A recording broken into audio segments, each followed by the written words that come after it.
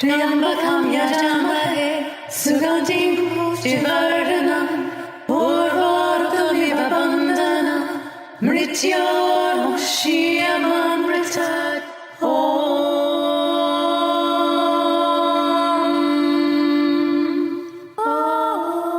Hi, this is Amelía Eon Karis. Hey everyone, it's Satya, and you're listening to Love, Sex and the Hidden Agenda.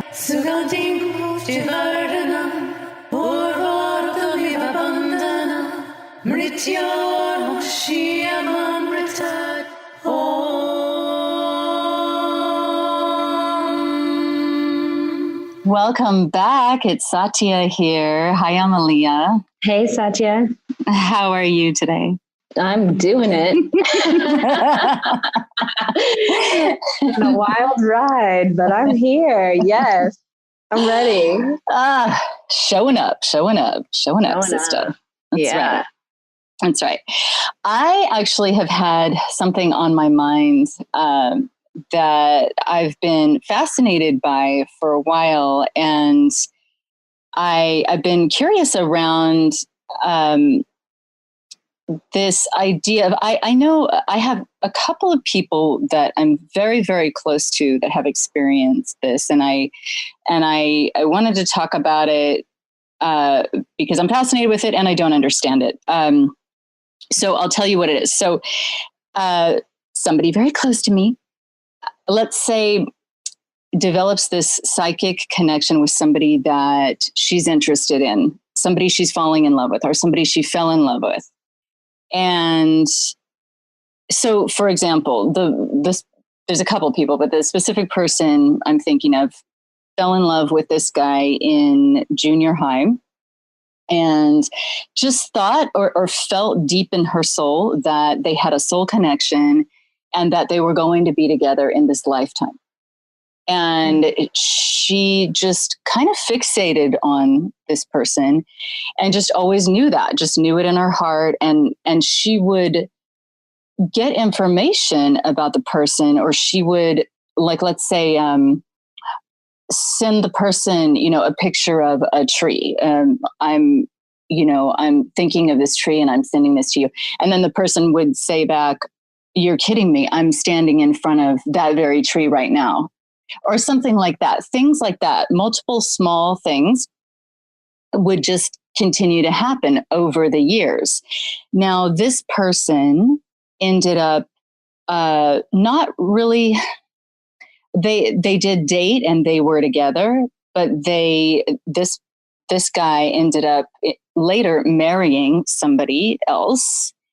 And even after he was married, she still had this thing with him, and she would still send him, things or messages either through the phone or through, or just be thinking of him, and then maybe call him, or he might call her.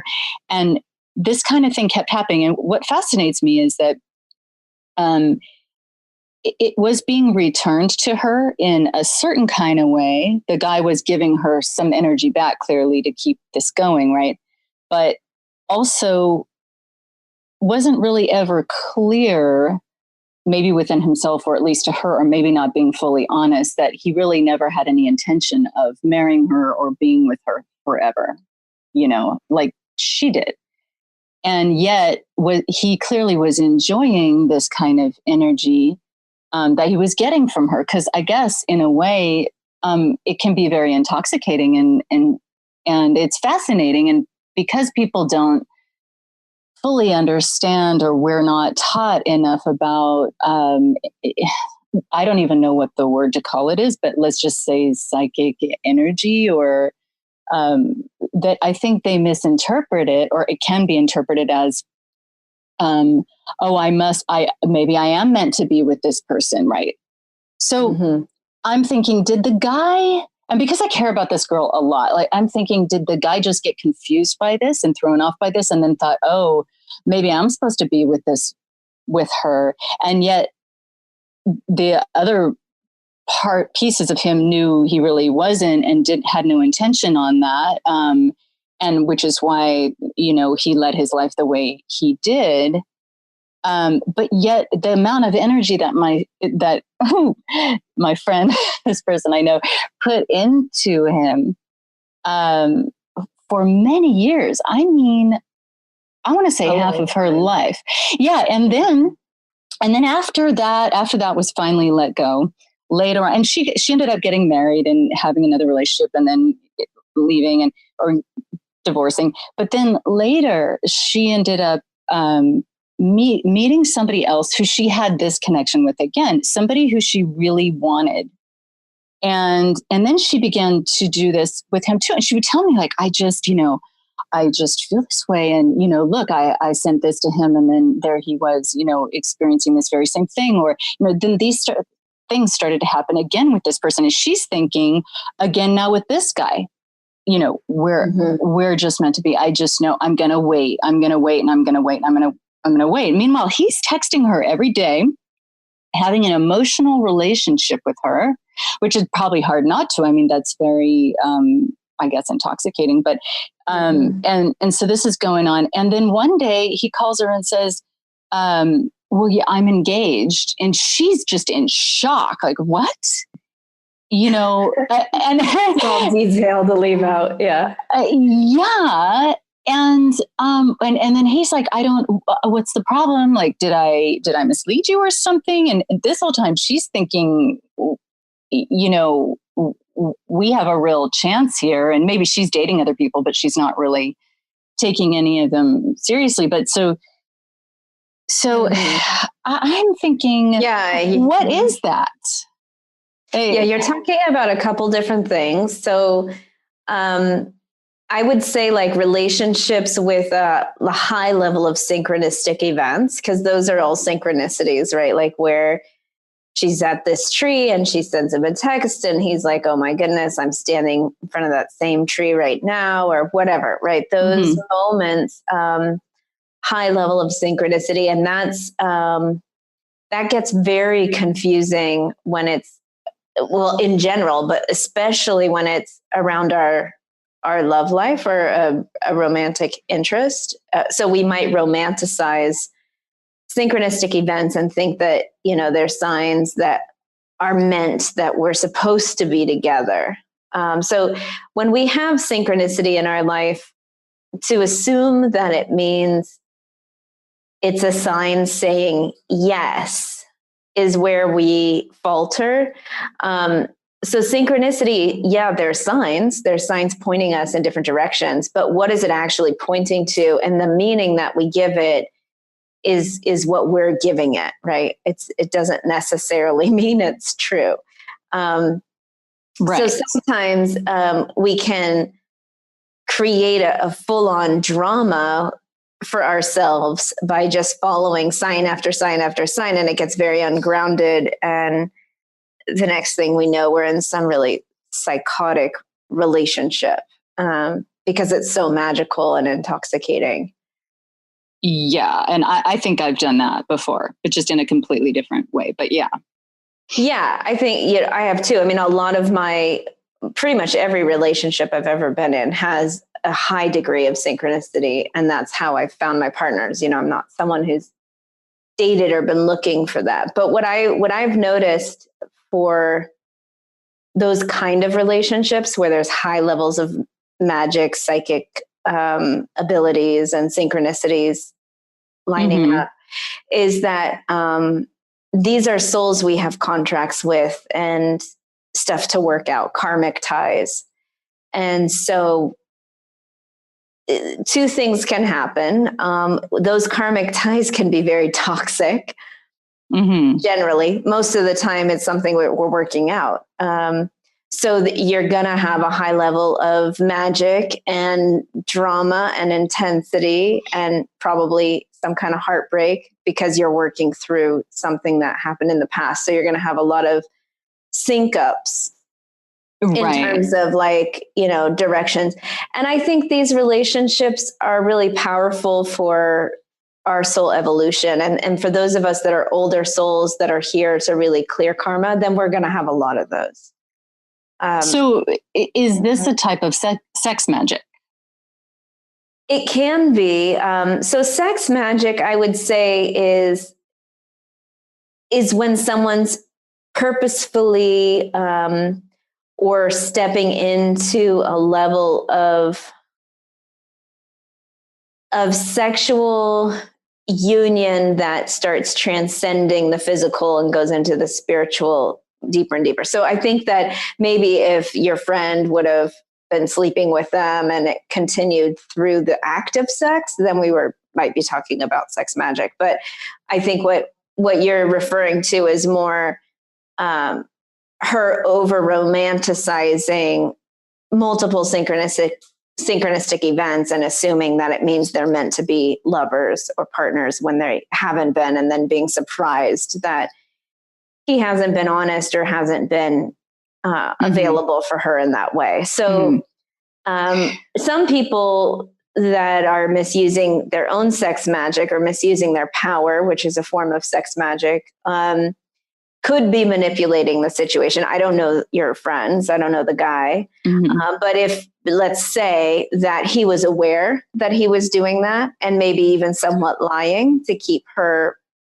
in the magical thought, like, oh, I'm standing in front of that tree right now. And then maybe he goes and looks for the tree and takes a photo and he's just trying to hook her. That would be a sex magic. If it was just a synchronistic event and he was honest, yes, I am standing in front of that particular tree right now. That's just a synchronistic event. So I don't know if that makes sense, but it's the intention behind it. Kind of, yes. And I think that when this starts to happen, I think that a person could probably do a little bit of both. I think they could, have the synchronicities and then kind of embellish them, or desire that so much because it feels magical and they want to feel something, that then they do that. And then they may very well do little things to make it bigger than it is. Or like, or they're looking for signs everywhere. So they're making them up, like. Right. And I think people even can do that without even really being all that crisp, clear, aware that they are actually doing that, because the play is so fun and so magical that we just kind of tell ourselves, oh, this is what it is, and it's amazing. Yes. And then we ride that ride. Yeah, and that's where we can veer into sex magic in the sense of, the art of seduction. People could use magical thinking or synchronistic events as part of their art of seduction, and manipulating through it. I had a recent experience where I was sure that this man had researched me online and kind of understood what I was about, knew I wrote a moon blog, knew that I had this podcast. And then when I talked to him, just started bringing up these topics as if they're his own. And I could tell, I'm like, oh, so you went to my Facebook page. And it was cute because I was like, oh, he's trying to connect. He's trying to right. He wasn't misusing it, but I think that men could do that, or women also, anyone could do that, especially in a day of when everything's online and we're living such transparent lives. And predators and people that are, sociopaths or psychopaths could easily play someone who's into magical thinking or following signs. They're just going to manipulate to the nth degree to make you think that it's all destined. Right. Well, and interestingly enough, in both of these completely separate situations, these were both females that were basically sending out, or in some way fixating on the guy and hooking in some kind of way, and we are going to be together. I keep getting these psychic things from you, and I'm sending things, and we're in this thing, right? And so, but in both situations, which fascinates me about the synchronicity of the synchronicities, is that both of these are females, and then the males they are involved with are unavailable somehow. Like they're either just not going to be with them, or one of the guys is married, with kids, and it's not going to go anywhere, even though he is available, and maybe they are having sex and they are together all the time and they're in a relationship. But clearly the guy, is giving mixed signals about, is he really going to leave his wife or isn't he? Or maybe he wants her to think that he is, even though he really has no intention of ever doing that. And that people can act that way and not even think they're really doing anything wrong.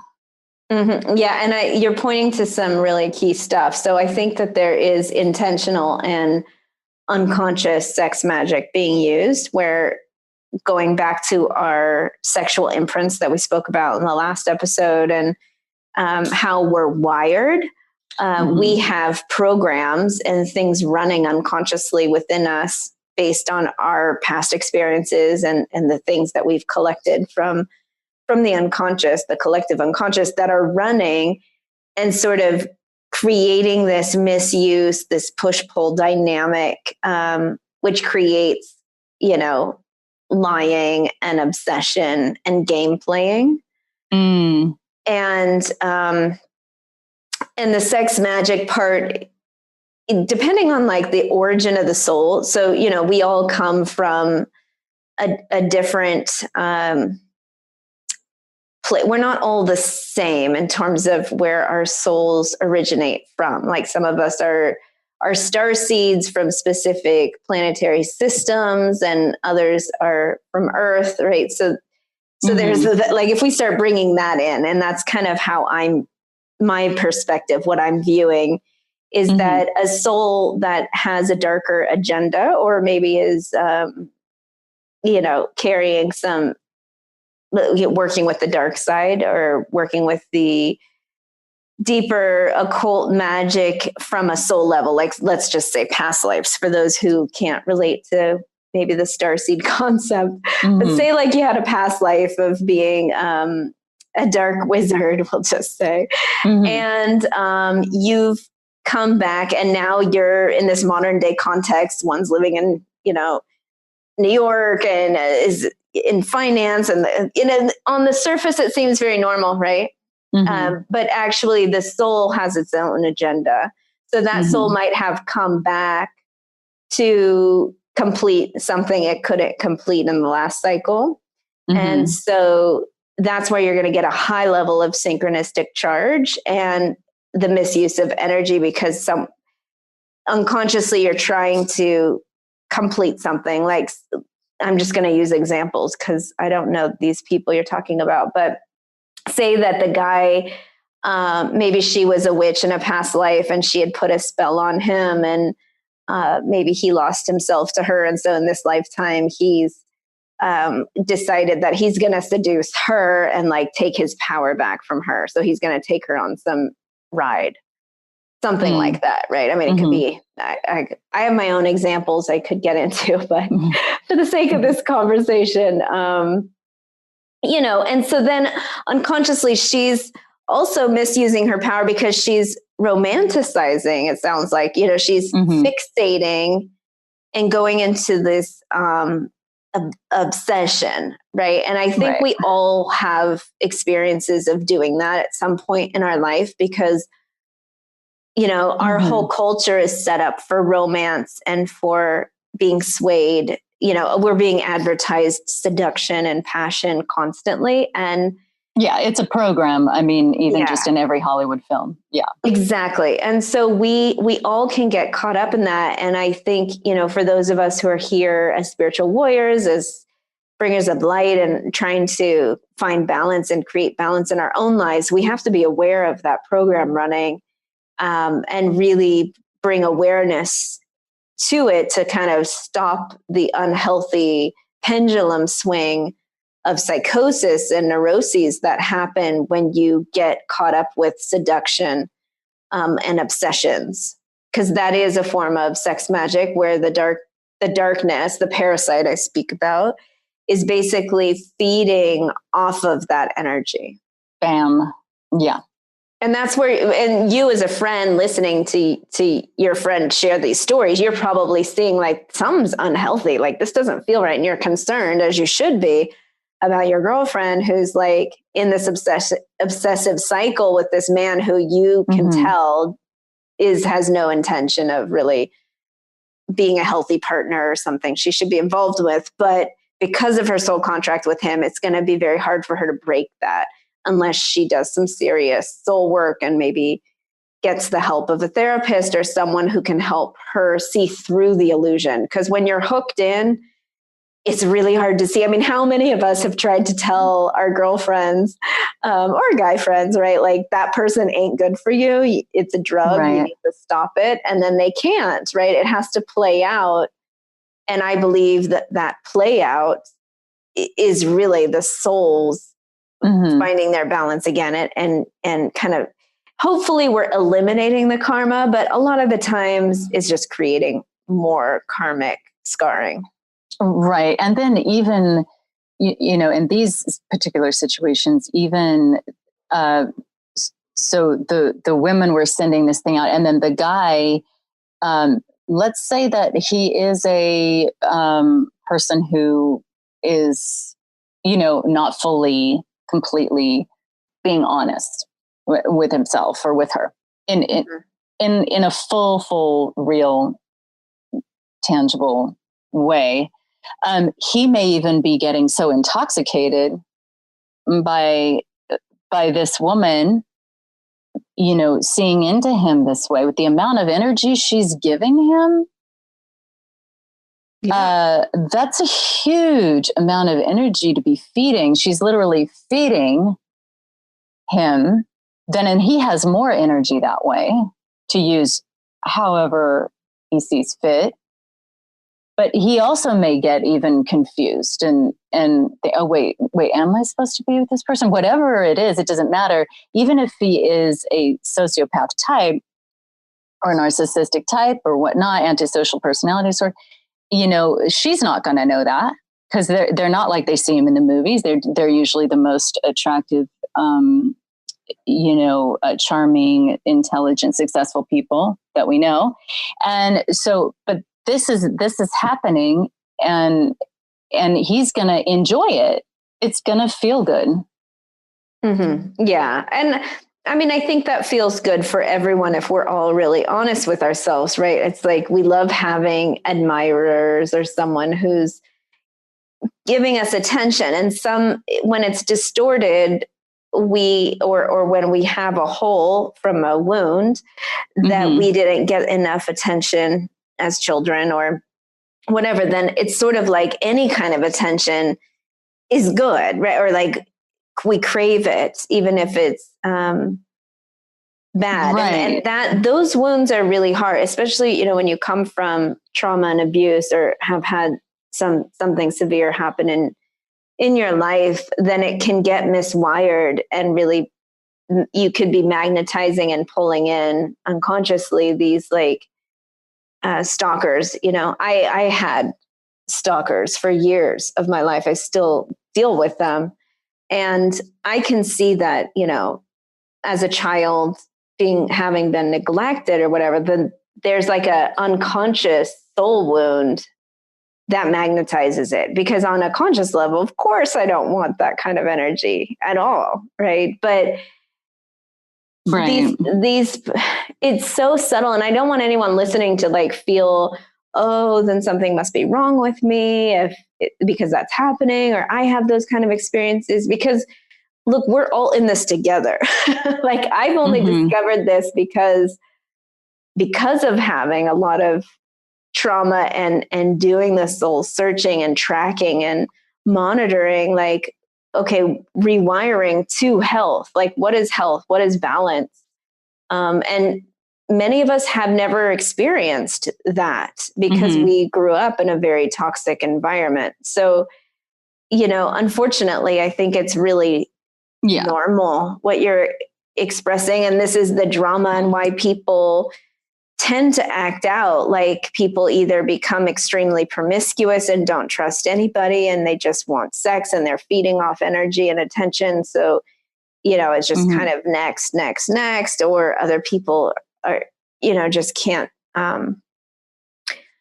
I mean, it may not even frozen. Right. It may not even be, it often may not even have anything to do with a past life or a soul connection as much as it is, let's say like in these circumstances that I was talking about specifically, like maybe these women had, they weren't good enough maybe for their dad or something, and then they had something to prove, or they had a voice and they had things to say, and somewhere along the line they weren't listened to. And so maybe this person comes along and is maybe listening to them, and then they decide, okay, I'm going to hook into this person and wait, I feel this thing with this person, and this person I think this person is amazing. I think I'm going to end up with this person. Wait, no, I just have this feeling I'm going to end up with this person. But what's really happening is that thing about where they weren't ever good enough is really what's driving that whole thing, because in the end, these guys are not going to be with them. And they are playing around with the energy of, oh, maybe I might be with you. And these are belief systems and sort of deep rooted issues that we all carry. Like you mentioned, I'm not good enough. That's a big one that a lot of women carry. Or I'm not enough, or men aren't available. Like if their father maybe just worked a lot, right? And it could just be very much something like, I don't know, maybe they weren't. Didn't get good grades in school, and that created a weird complex, right? I mean, it can come from anywhere. What I want to say for those listening who are feeling like they're stuck in these patterns is to just take time to find the balance within yourself first. I mean, that's really the way through this, to take time, maybe to be celibate, maybe to find a therapist that you can work with, that you trust, to kind of work through what are those hidden agendas that are living inside you that are causing or attracting this kind of people to you, especially if there's a pattern of it. That's the stuff we need to clear. Yeah. Sounds good. I think we have to wrap up for this session, actually. We do. So for anyone who wants to share your story with us or has specific questions for me or Satya or Joe, our producer, please reach out to us on our website, lovesexagenda.com. There's a box at the bottom of the page where you can leave your comments and questions, and we'll be sure to address it in a future episode. And you can find us on Instagram, Facebook, YouTube, and all of the podcasting channels. Thanks for listening, everyone. See you next time. Bye.